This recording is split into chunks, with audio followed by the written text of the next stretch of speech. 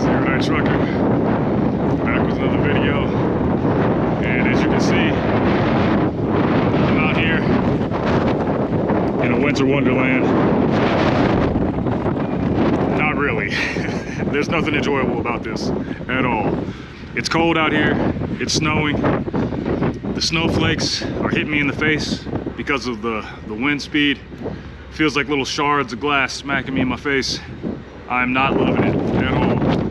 But not my first time dealing with anything like this. I got a load of lumber on the trailer. And there's a whole lot going on today, guys. A whole lot that I want to talk about for this video. As you can see, it is clearly winter time out here. Hopefully these snow flurries are coming through on camera. But it has been coming down steadily since last night. There's a whole huge story going on with everything with that. I actually got here last night. This was a pre-planned pickup for today. I had a 5-hour bounce. Yeah, 5-hour bounce to get here from where I was. That's the longest bounce I've ever had. I've had 3-hour bounces before, but a 5-hour bounce, that's crazy. But we're taking this load down south. And if it isn't already obvious to you guys, we're up north right now. It's snow like this. So I'm gonna show you guys some things, some tips, tricks to keep yourself safe out here, and if I can keep the condensation from messing up my camera lens. Let's get to it. All right, guys, like I was saying, there's a lot of stuff I want to talk about in this video. I'll try to get it all in there because I still got a lot of stuff to do, securing that and everything. But when you are coming up on the winter time, you always want to make sure that your truck is in good condition and ready for that. With the basics, you want to stick with the fundamentals of trucking. So you want to make sure that your coolant is filled and you got enough antifreeze, in addition to making sure that you have your air tanks bled every night. Because like I said, I got here last night and it was already snowing. It started snowing heavily. Like all the snow on the ground came within the last 2 hours before I got here last night. I got here around I don't know, between 11 and midnight or something like that. Between 10 and midnight, let's say that. And snow was coming out thick. There were a whole lot of trucks. I counted like 5 that were either off in embankments or stuck on the road. You know, I guess they got stuck in a ditch because they weren't actually off into the shoulder. They were like in the road, but they weren't moving. So, you know, I'm guessing guys got jammed up. There were wreckers out. The wreckers were definitely making their money last night. They're probably still making their money right now. I'm slightly concerned about that because the way that I came in here is the same way that I have to go out. There is no other way. There's no alternate route to get me back to the main highway. And I had to drive through a lot of country roads to get here. And if you may not know, country roads are usually the last things to get hit with the salt trucks and the snow plows. But fortunately for me, I saw last night as I was driving in here, there were already snowplow trucks moving out. I don't know about the salt, but the snowplow guys were already working, so I'm sure they've been working through the night. But I'm still gonna be very, very, very leery because on my way in here, I had this idiot drive past me. I'm driving 30 miles an hour on those roads. That's how bad it was. The snow was so thick, and it's like a lot of hills going up and down and serpentining country roads. That's the last place that you want to be driving fast. Even if the speed limit says 55, you need to knock that down to, you know, like 20 minus 20 miles an hour of what the speed limit says, you know, or even slower if that's what it takes for you to keep the truck right side up and on the pavement. Had this guy fly past me going downhill while I was driving 30 miles an hour, and he's blowing his air horn at me like I'm going too slow. And I kid you not, within 5 seconds of him passing me by, he was off in a ditch. Because this guy could not see what I saw. I mean, I was driving slow because of the road conditions anyway, but I'm going downhill and I saw there was a bend at the bottom of the hill. So we're going downhill. It's not like a crazy grade, nothing like that, but just a country road, so a little hill.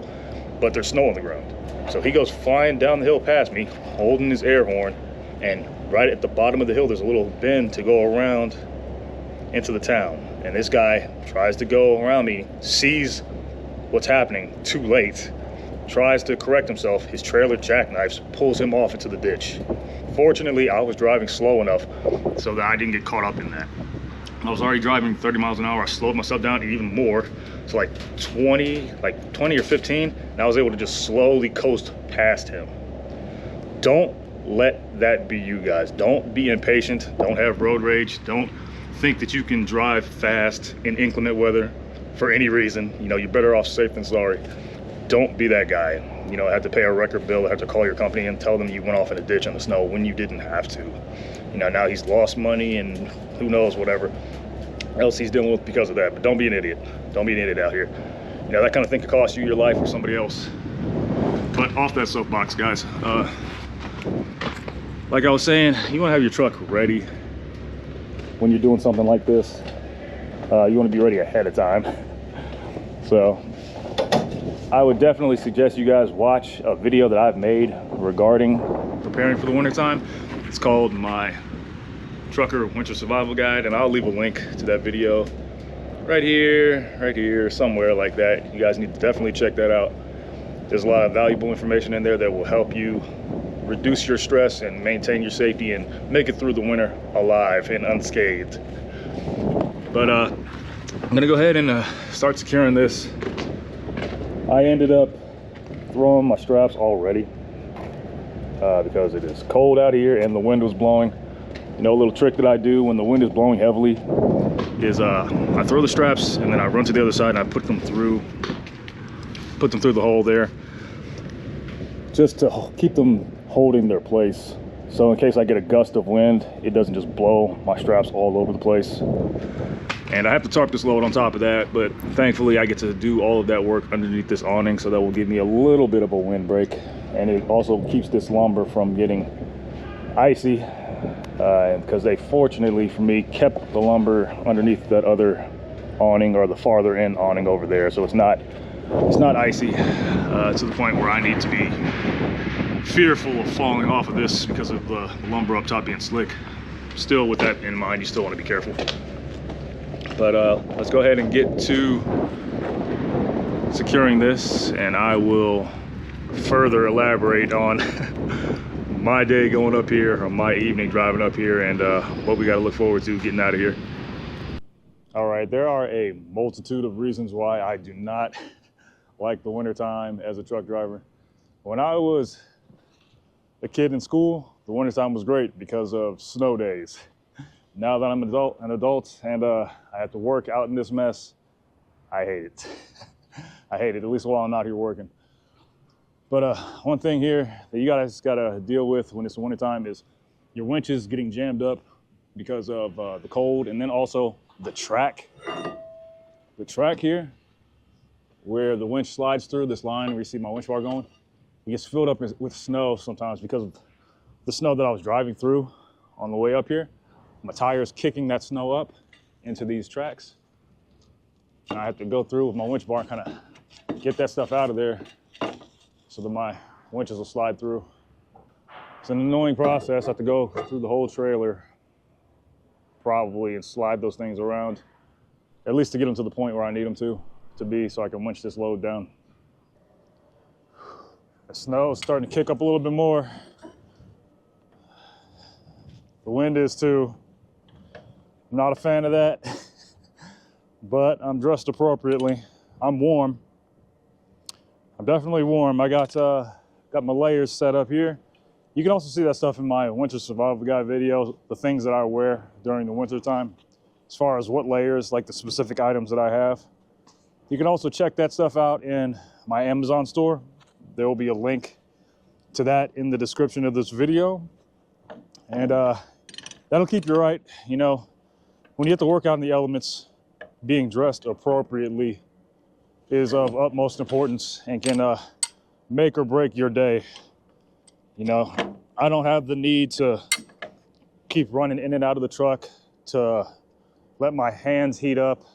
You know, I've got good gloves. You know, my core temperature is warm, my feet are warm. I'm feeling good. And it's what, like 23 degrees outside right now. I don't feel cold at all. And that's the position that you want to be in if you have to work out in the elements like this. Whether it's the rain, the snow, or the heat.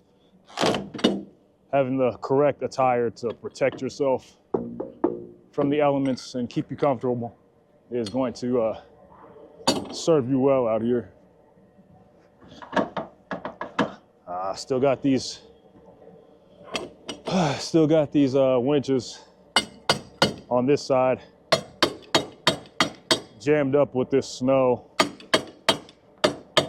I'll give you guys a close-up of this in a little bit, but the snow is completely caked up in the tracks, as well as the winches themselves and the teeth of the winches. It's a mess.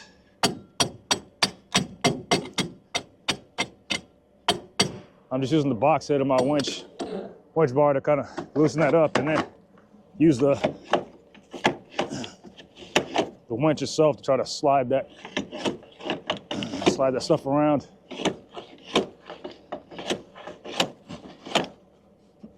I don't need to remove all of it, just enough so that I can get to the areas that I need access to. But it's definitely annoying.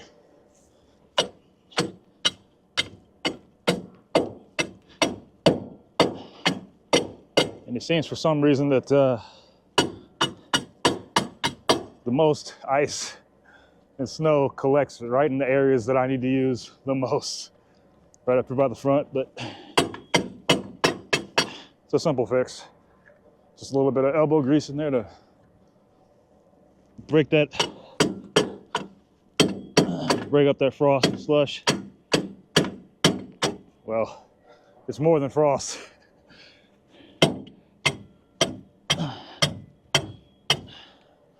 I mean, look at this.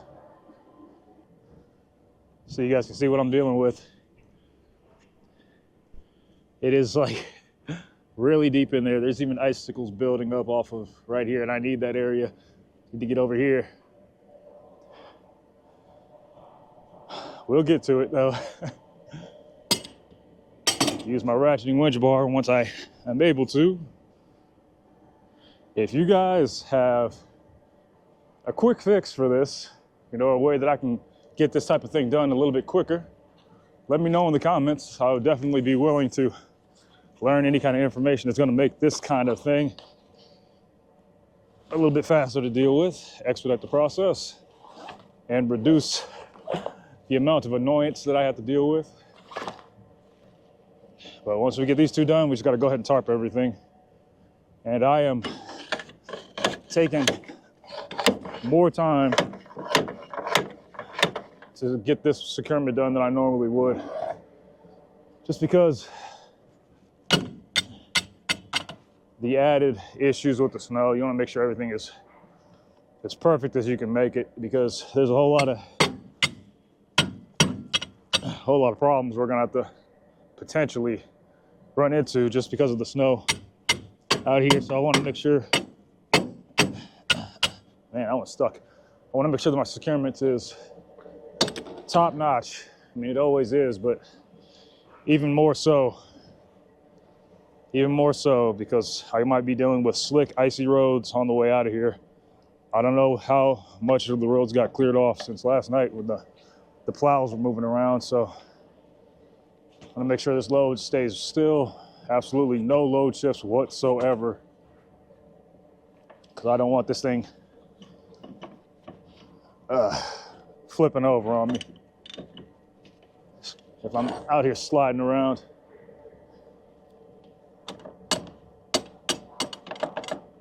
Man, snow is everywhere. Everywhere. And the winch, inside the winch area.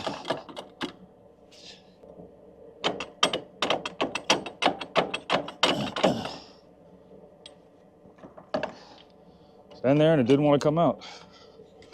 But we got it.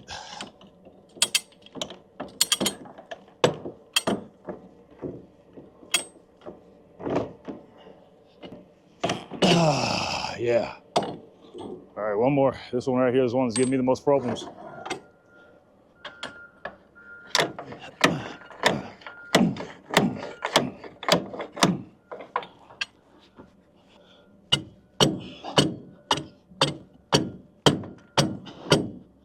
Ah, there.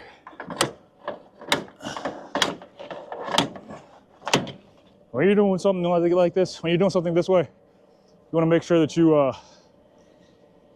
know where the little metal pieces are underneath the trailer, where the track is, because if you slide the winch over like I just did, if you're not careful, you might smash your hands between the winch and the metal pieces under there.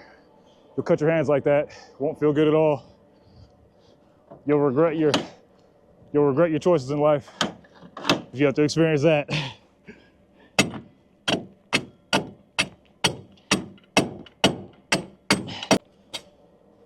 Whew. Finally. I can't believe I actually spent like 5 minutes messing around. Just trying to get these 2 winches, 5 or 6 minutes, something like that. Just trying to get these 2 winches into position.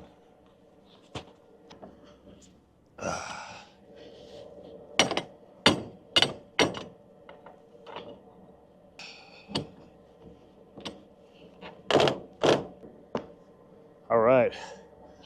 I love this winch bar, this ratcheting winch bar. You guys see me use it in my videos all the time. I got a video where I did a review on this. I still now, as always, highly recommend this thing. Got it from my friends at Mighty Products. I'll leave a link to where you can purchase this in the description as well if you're interested. Don't leave home without one if you're trying to be a flatbedder. Saves you so much time. Let's get to tarping. All right, guys, as you can see, there's snow on top of this freight just because we're outside now. The wind blew some on top of the freight. Nothing can be done about that, but that adds a level of danger, more so than normal, to what we're doing here. It's already dangerous because this is a customer or a shipper that does not have fall protection. The only fall protection that I have is my own equilibrium, my helmets, and you know, the speed at which I'm moving around up here. As you can see, this snow, that adds a slip hazard. So for my own safety, I'm not gonna stand up walking around up here. I'm gonna stay on my hands and knees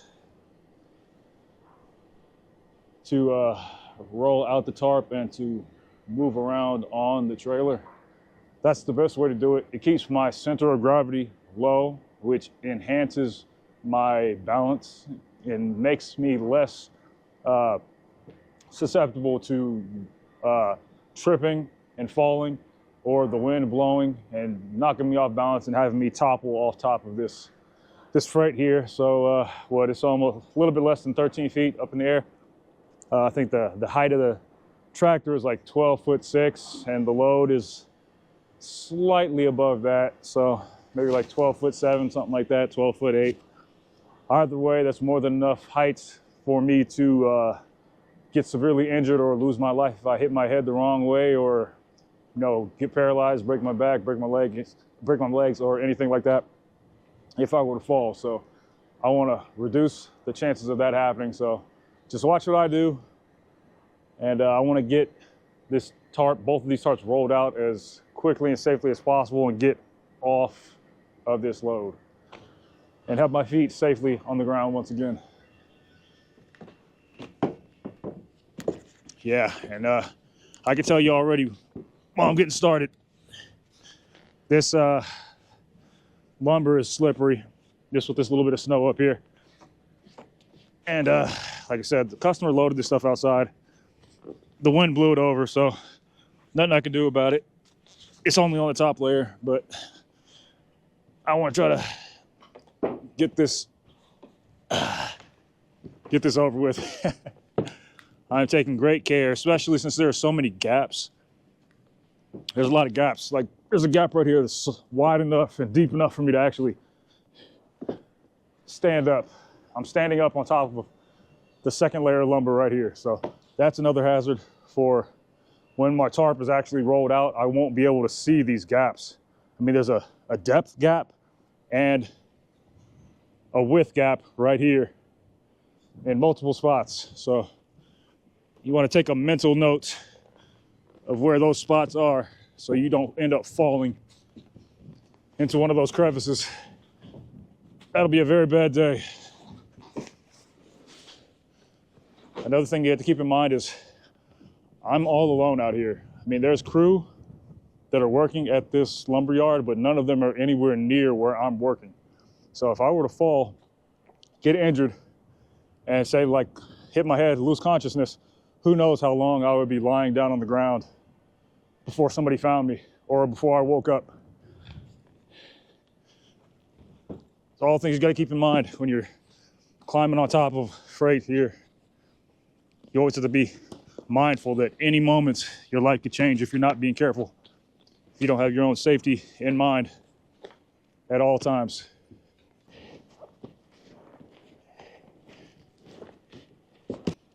Slow and steady. Slow and steady wins the race, but also slow and steady keeps you safe. I don't care how long it takes me to secure this. As long as I get out of here in one piece.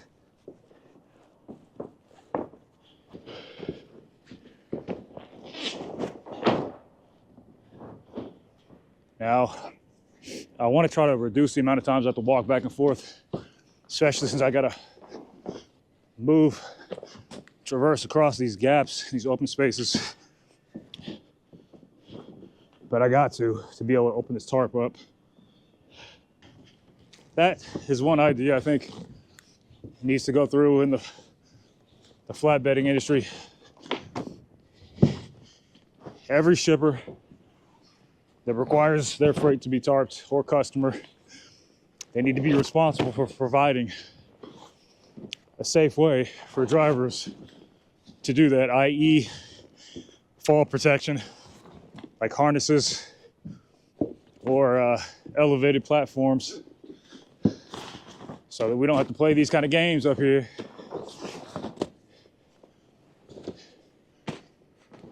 And risk falling.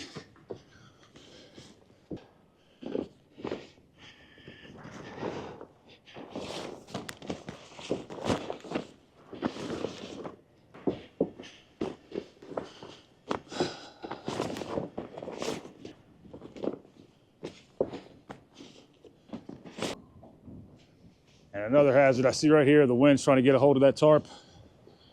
It wants to blow it off. So I'm gonna try to climb down. I need to cinch it down with bungees to keep the wind from taking it off. I just got the rear tarp all laid out. I'm standing on it or kneeling down on it right now. Now, something that's even more dangerous is these tarps, the material that they're made out of. This is very slick if it gets damp or icy. And just with my knees on it right now, if I could slide around on it. So I'm gonna take even more care than I was taking before, moving around to move across this tarp here. The other issue that I'm seeing is, well, you know what? Never mind, forget about that. I'll discuss it if it comes up. I'm gonna go ahead and roll out the front tarp. I was able to knock this rear tarp up before the wind took it off. And hopefully I won't have too much trouble with this front one here, but this wind is really, really kicking up. Hopefully it's not coming through too much on the audio, but it is blowing strong. Way to test, well, I already know where the gaps are now. I placed the camera in a spot where I'm not gonna have to cross the gaps on the way back.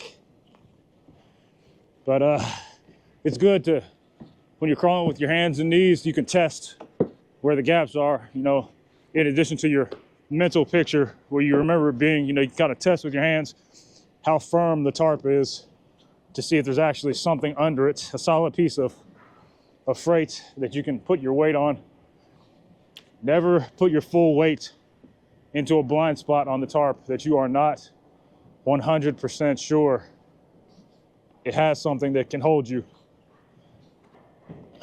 Tarping, I'm not a fan of tarping in general, but I especially dislike it in the wintertime because of the extra hoops you have to jump through. It's not so bad if you're tarping something that's low to the ground, you know, like a load of steel, rebar, or a coil or something like that, where you don't have to be that high in the air. But something so hazardous like this, there's very little room for error. So, as I said before, I make up for the added risk by just going a lot slower than I normally would be working, just to make sure that I maintain my balance. It's worth it in the end.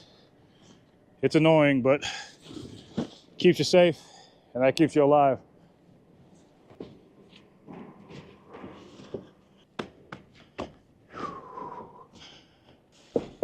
Prone. I dropped the front of the tarp in a gap.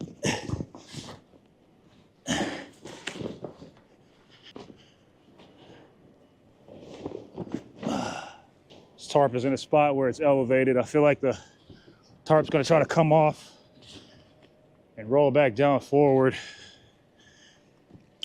I'm gonna have to cinch it down, and I'll show you guys a tactic to prevent your tarp, once you have everything all laid out, prevent your tarps from separating if you have a spread like I do here. It's really easy, and it works like a charm every time.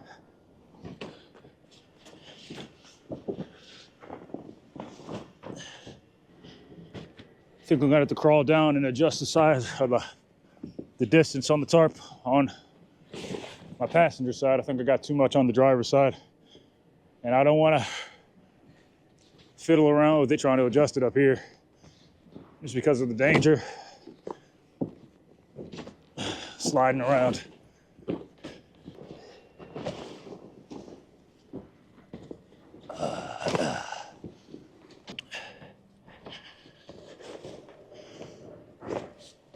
Look at that, the wind's already trying to take it off. That's annoying.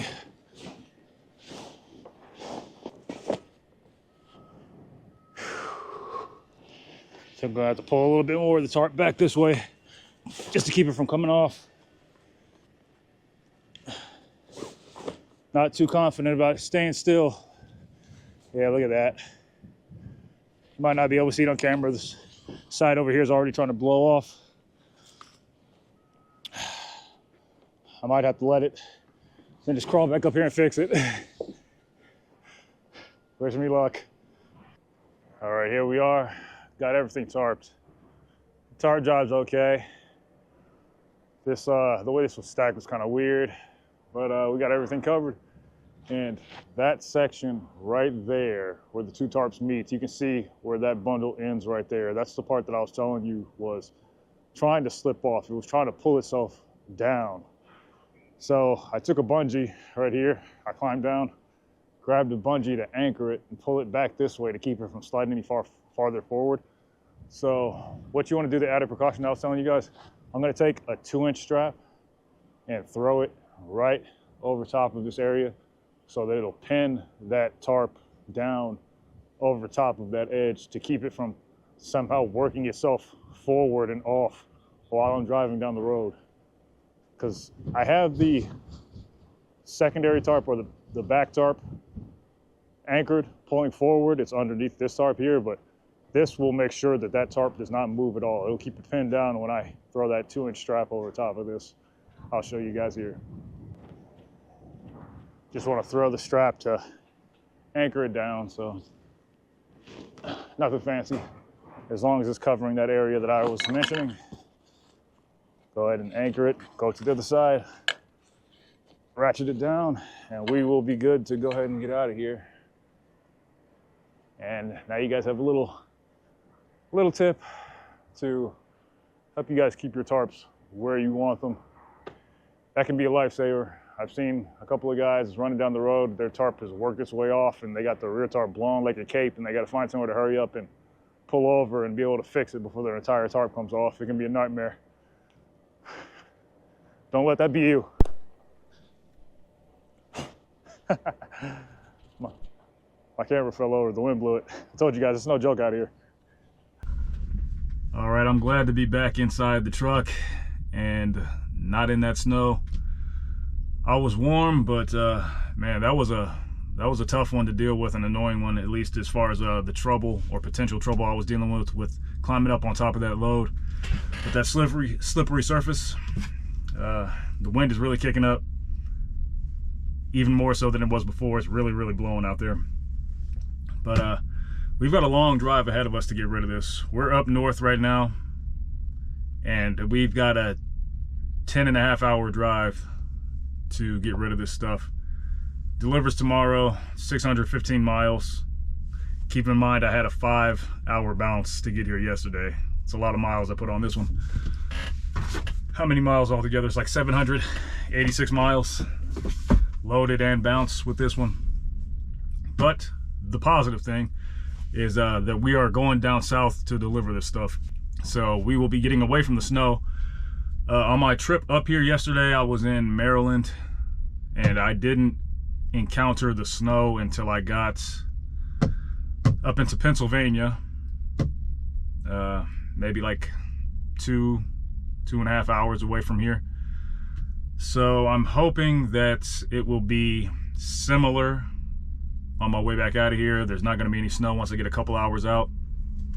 And I'm hoping also that the road crews got things together overnight, because unfortunately on my way in here last night, I was about maybe 30 minutes out. There was another TMC guy. He had a load of lumber that was tarped. I'm assuming he came from here. It was late at night, you know, so it was like 10 o'clock or something like that. I don't know. It was late. I'm assuming he came from here, like I said, but he was stuck on the road.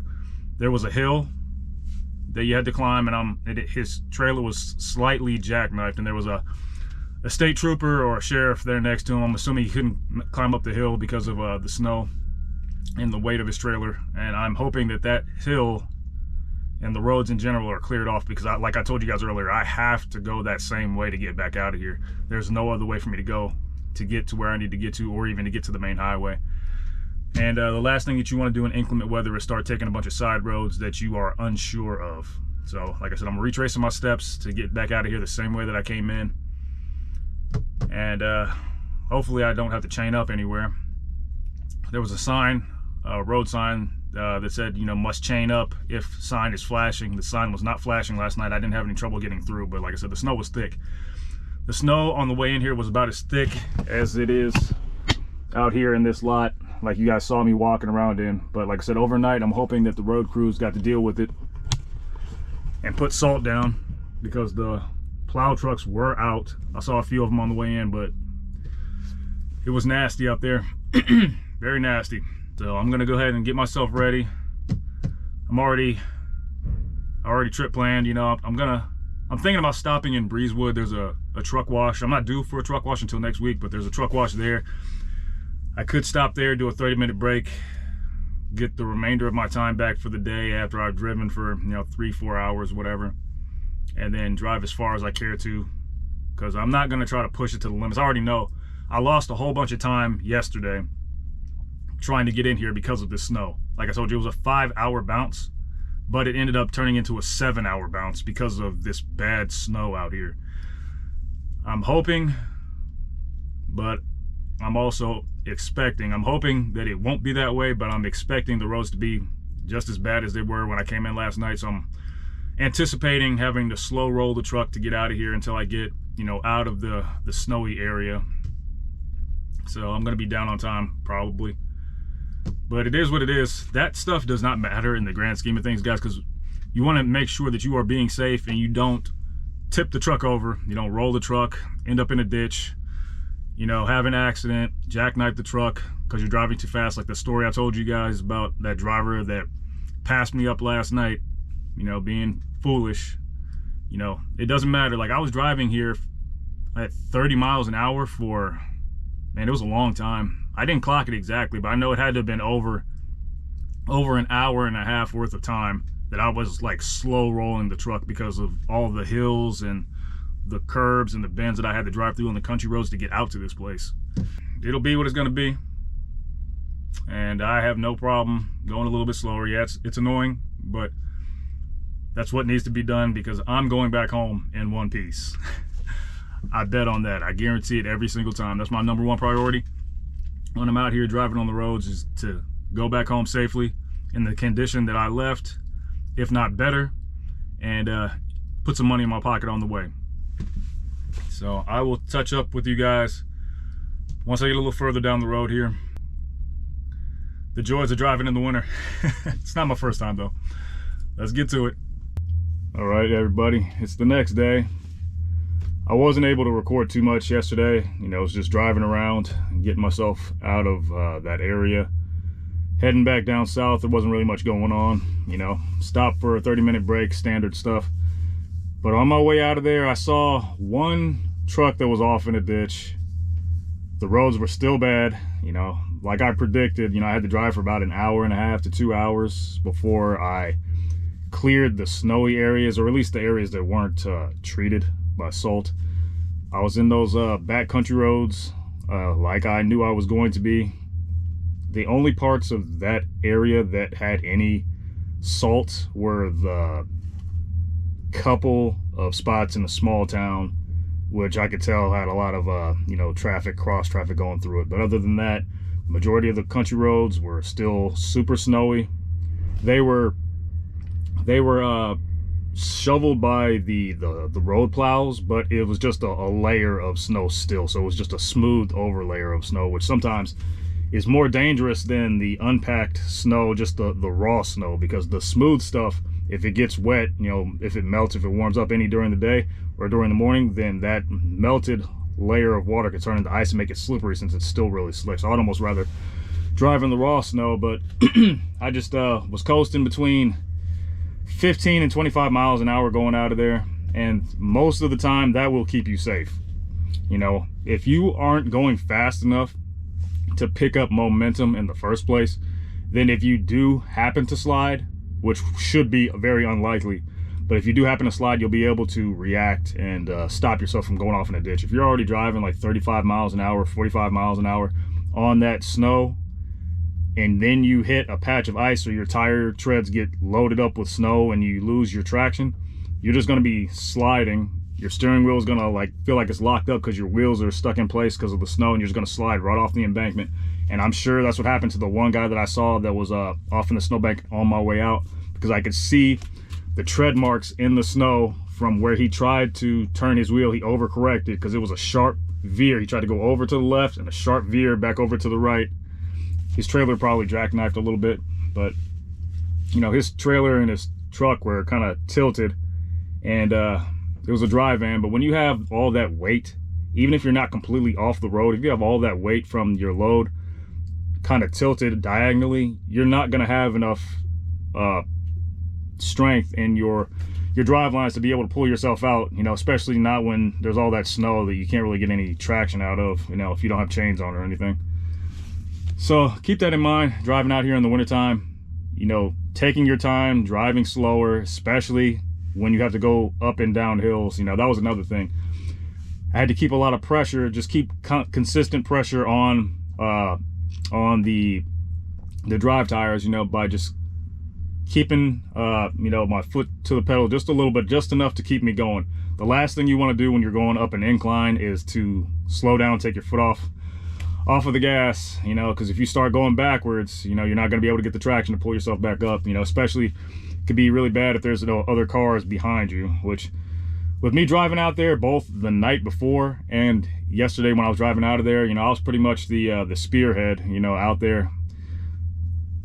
If there weren't any other trucks around, you know, all the four-wheeler cars were just following the tracks that I was making. Nobody was really going around me, you know, to try to go faster than I was going. But we made it out of here. I already got unloaded, as I said. I'll show you guys here, this lumber mill here. And I actually got a lucky break here as well, because I did not notice that on my load notes it was saying today that they were going to stop receiving at 10 a.m. and I got here at 11:30 ish, between 11:30 and noon. And when I actually went in there, there were still some people in the receiving office, and they were actually not expecting me to get here until Monday. I guess somebody along the chain, I don't know if it was, you know, a TMC person or somebody at the shipper's lane, or who knows, I don't know, it doesn't matter. But they were saying that I wasn't going to get here until Monday. Definitely did not want to take this load home for the weekend, so they had somebody still here that was going to unload me. It's always great when a customer is going to work with you like that. If you get to a shipper or a consignee behind schedule, or you get there after their closing hours, if they still got somebody lingering around and they're willing to help you out and load you or unload you, so you don't have a lapse in your day, your work day, or, you know, get lost and have to lose a day of work sitting on some freight. So it's all good for me. Now I'm just sitting here waiting on a dispatch, and with it being later in the day, don't know for sure what I'm going to be getting. We'll see. Don't know how long I'm going to be waiting, because the freight market is still kind of slow at the moment, so the options are not optimal. But as long as I'm getting something and not having to sit on an empty trailer overnight, I can make it work. But I'll check in with you guys in a bit once I get something, and we'll see where we're going from here.